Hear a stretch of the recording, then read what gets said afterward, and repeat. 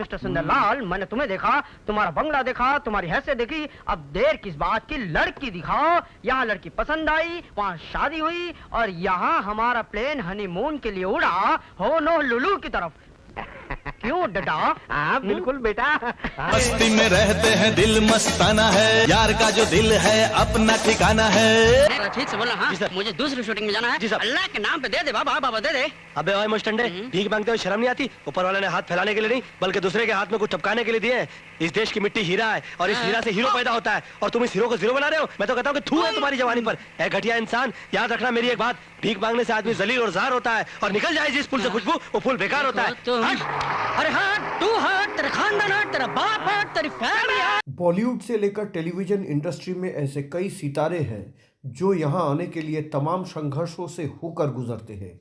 Industry की चकाचौंध में इनकी अपनी कहानी कहीं खो सी जाती है।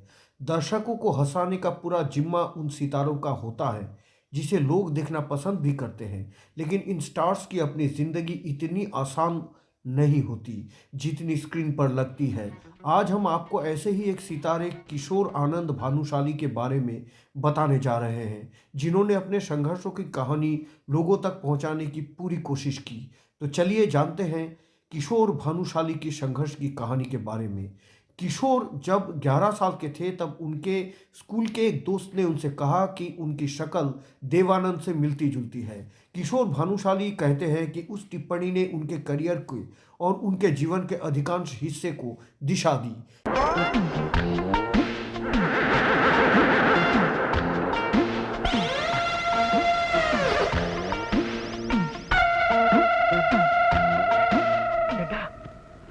डड्डा, ढक्कन। अरे ढक्कन ढाकेंगे नहीं तो मछली सड़ नहीं जाएगी? हैं? किशोर भानुशाली ने इंडस्ट्री में काम पाने के लिए 10 साल तक कड़ा संघर्ष किया था, लेकिन कोई बात नहीं बनी। एक दिन दफ्तरों के चक्कर में किशोर की मुलाकात शत्रुघ्न सिन्हा से हो गई। शत्रुघ्न सिन्हा के सिफारिश पर किशोर कई डायरेक्टर के ऑफिस में गए और परफॉर्म किए, ऑडिशन भी दिए। निर्देशक उनके परफॉर्मेंस देखते, ताली बजाते और काम देने का वादा करते, लेकिन कोई भी उन्हें साइन नहीं किया। आखिरकार किशोर के पिता ने उनसे कहा कि वे अपनी आकांक्षाएं छोड़कर पारिवारिक व्यवसाय में मन लगाए, शादी ब्याह करके अपना घर बसाए। किशोर मनोरंजन कार्यक्रम में निःशुल्क प्रदर्शन करते थे। वो HMV रिकॉर्ड्स वगैरह पर डांस परफॉर्म किया करते थे।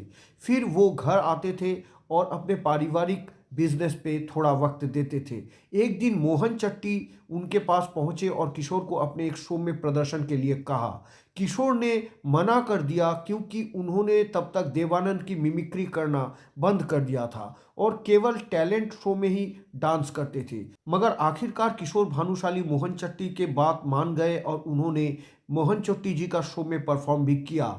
यहाँ उनकी मुलाकात पद्मा खन्ना से हुई। पद्मा खन्ना को किशोर की देवानंद की मिमिक्री बहुत पसंद आई और उन्होंने उन्हें अपने वीडियो एल्बम पागल खाना में एक रोल की पेशकश की। किशोर फिल्म के सेट पर पहुंचे और अपना सीन किया और यही उनकी मुलाकात जाने माने एक्टर राजा मुराद से हुई। रजा को किशोर की देवानंद की शक्ल देखकर हैरानी हुआ। रजा ने मोहन चट्टी को बुलाया और फिल्म में किशोर के रोल को बढ़ाने के लिए कहा। रजा ने भविष्यवाणी की थी कि किशोर इन फ्यूचर एक स्टार बनेंगे। इसके बाद रजा मुराद किशोर को महेश भट्ट, बी सुभाष जैसे बड़े डायरेक्टर से मिलाए। ऐसा ही एक मुलाकात के दौरान एक दिन एक्टर सुमित सहगल की मुलाकात किशोर से हुई। सुमित सहगल किशोर को फिल्म कसम धंधे की में काम दिलाने में कामयाब रहे। डड्डा, जूता। अरे दिला दूंगा ना, जूता दिला दूंगा। क्या जूतों की दुकान खोलनी है?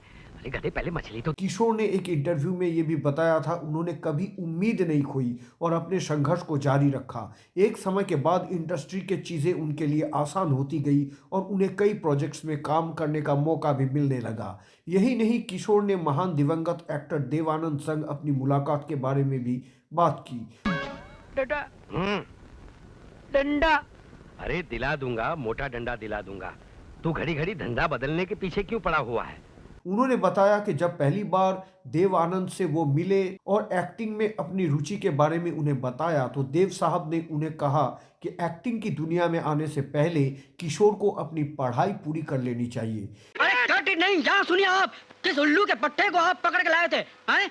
अपनी तरफ से डायलॉग ऐड करके मुझे 1000 गालियां देकर चला गया। ये एक शॉट के लिए आया था, मेरा पूरा सत्यानाश कर दिया इसने, मेरा पूरा मार्केट खराब कर दिया। किशोर आनंद भानुशाली फिल्म हम, जय मां करवा चौथ, रामगढ़ की शोले, दिल का क्या कसूर, स्वर्ग यहाँ नर्क यहाँ और जागृति जैसी फिल्मों में अहम भूमिका में नजर आए थे। फिल्म रामगढ़ के शोले रिलीज होने के बाद किशोर आनंद भानुशाली का सितारा बुलंदियों पर पहुंच गया था। किशोर ने अपने करियर के उतार चढ़ाव के बारे में बात करते हुए कहा कि लोग उन्हें जूनियर देव आनंद बुलाते थे, जिसे सुनकर उन्हें काफ़ी खुशी होती है, लेकिन अभिनेता देव आनंद की तरह दिखना उनके लिए परेशानी का कारण भी बन गया था। उनके हाथ से इसी वजह से कई बड़े प्रोजेक्ट्स भी निकल गए थे। किशोर भानुशाली आज भी बहुत सारे पॉपुलर टीवी शोज और टीवी सीरियल्स पे सक्रिय रूप से काम करते हैं।